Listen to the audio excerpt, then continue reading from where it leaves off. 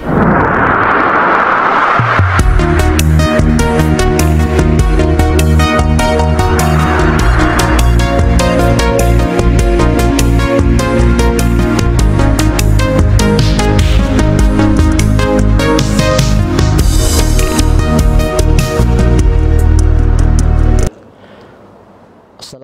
warahmatullahi wabarakatuh.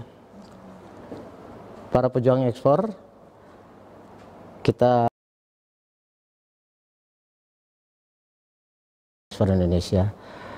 Sebagaimana yang sudah-sudah, kita akan melakukan perbincangan dengan para pengajar yang sudah berpengalaman, yang sudah banyak jam terbangnya mengajar UKM di PPI ini. Ya, kali ini kita akan berkenalan dengan Ibu Oni. Beliau adalah seorang pengrajin sekaligus seorang indah.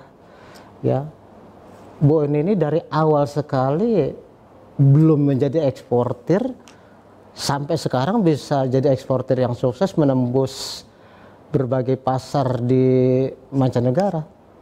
Nah, hal ini tentu perlu kita pelajari nih. Kita pengen tahu nih kira-kira Bu Oni ini bisa menurunkan apa kepada teman-teman. Ya, kita dengarkan arahan dari Bu Oni.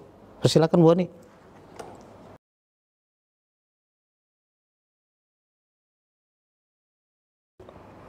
Di Balai Besar Pelatihan Ekspor Indonesia ini, PPI, ini adalah salah satu rumah saya. Saya ingin cerita sama para pejuang ekspor.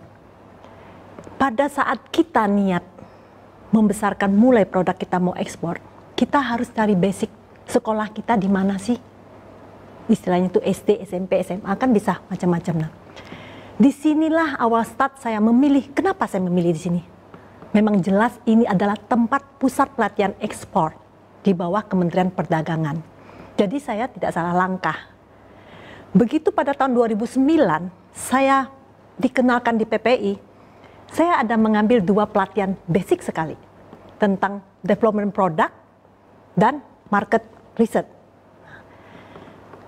Step berikutnya, saya mengikuti coaching program 2010 saya kepilih. Nah, pada saat itu pejuang-pejuang ekspor, saya nggak ada apa-apanya. Produk saya tuh memang disuruh pilih satu produk 3D, paper tool, tapi saya tahu produk saya tuh beda dengan yang lain. Nah, di situ di Gamblik pada coaching program itu kalau Bapak lihat 1 tahun, para pejuang ekspor lihat juga. Step pertama, kedua, ketiga, lakukanlah step itu, ikuti semuanya, ikuti yang diajarkan para fasilitator kita. Nah, dari situ saya merombak total apa yang diajarkan itu. Kita lihat semuanya. Tahap-tahap tadi. Produk saya rubah semuanya. Itu pun kita harus inovatif. Nah, kita lihat di sini saya sedikit ceritakan. Kenapa saya singgung di sini para pejuang ekspor? Saya tidak mengajarkan di sini sama walaupun ada 12P sampai 15P. Nah, lebih kurang kita lihat di sini yang saya singgung adalah produk, pricing, promotion, distribusi di mana place-nya. Nah, itu proses, people, dan physical. Itu adalah strategic provisioning. Nah, pada awal sekali Bapak, para pejuang ekspor, saya membuat 3D paper tool.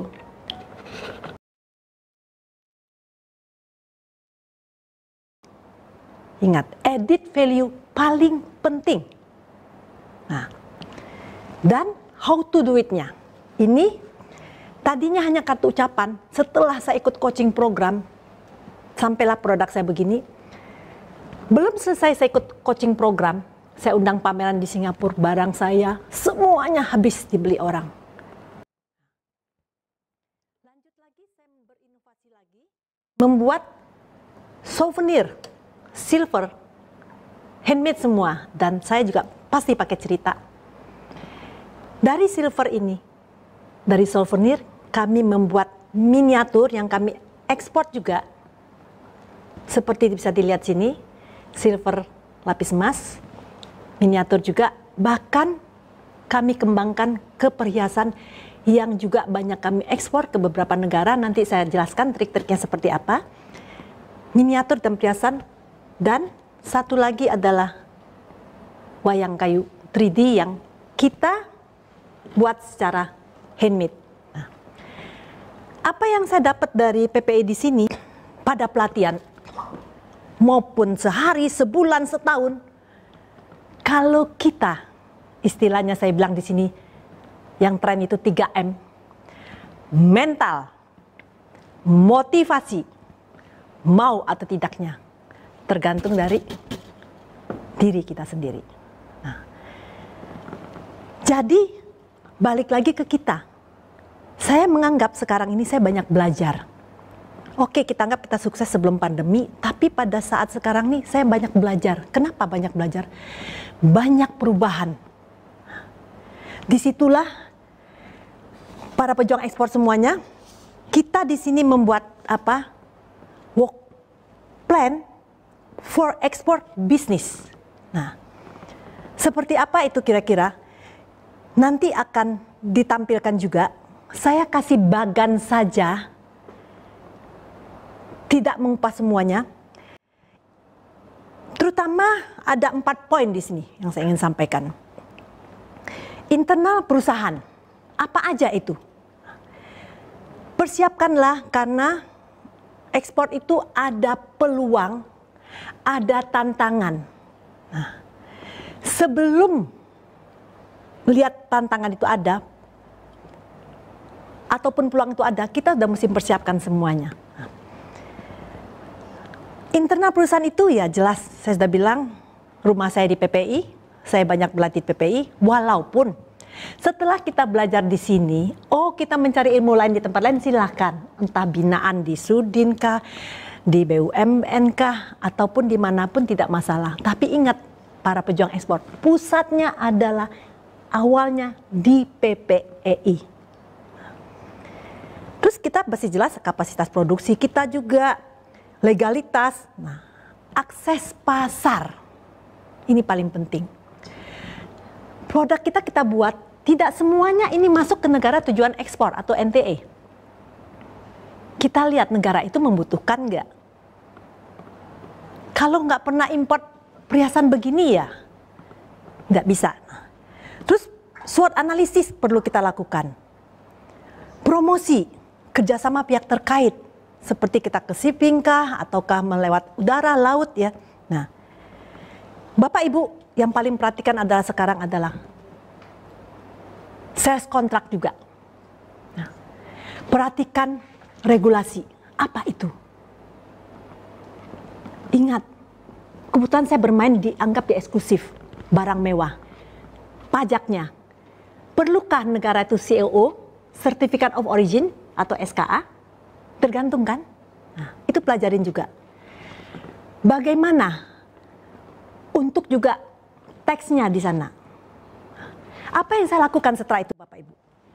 Terutama para pejuang ekspor kita ini. Lakukanlah pameran. Saya sering sekali pameran. Tatap muka pada saat itu. Tatap muka, pameran di dalam negeri internasional dan yang keluar negeri skala internasional. Tapi tidak sembarang pilih. Di mana tujuan kita, negara kita? Saya memang Cina, Jepang, Eropa, Amerika Latin, dan sekarang saya mau memperbesar pasar saya. Nah, setelah itu apa pandemi ini? Ya kita ikut juga dengan virtual expo. Jangan tinggal diam diri. Saya berbenah semua para pejuang ekspor pandemi ini.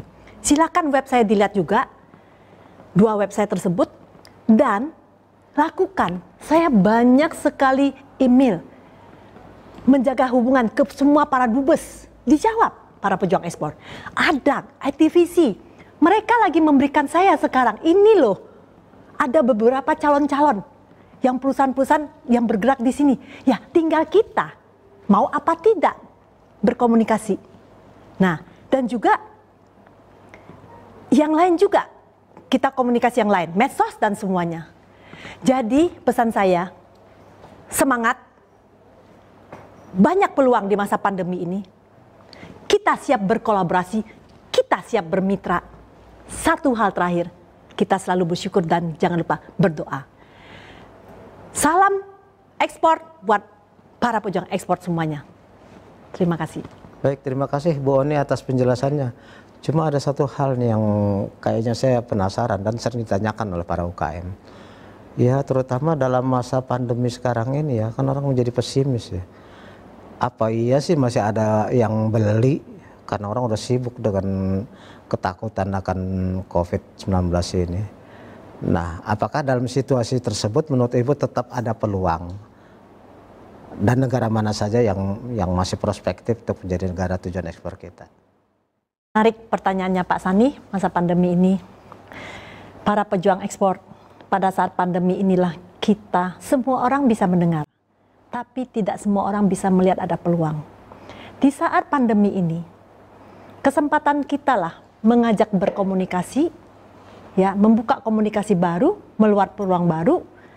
Sekarang sudah industri 4.0, gampang sekali kita mencari informasi. Nah, tinggal kita, oh ada peluang ini, tapi agak sedikit beda. Bisa nggak ya saya bermitra, berkolaborasi dengan sesama UKM? Ayo, saatnya kita sekarang.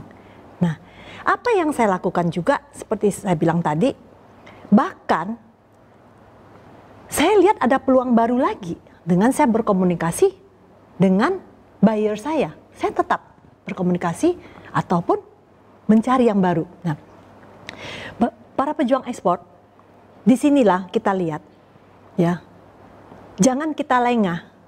Saatnya kita sekarang istilahnya itu bola yang memantul. Ini sekarang bola memantul lagi tinggi, lagi di bawah. Ingat ya, kita udah siap-siap kaki. Begitu dia mantul, jangan kalah. Orang sudah melangkah 5 langkah saat pandemi, kita kalau bisa 10 langkah. Kita jatuh, bawa mantul. Nah, jadi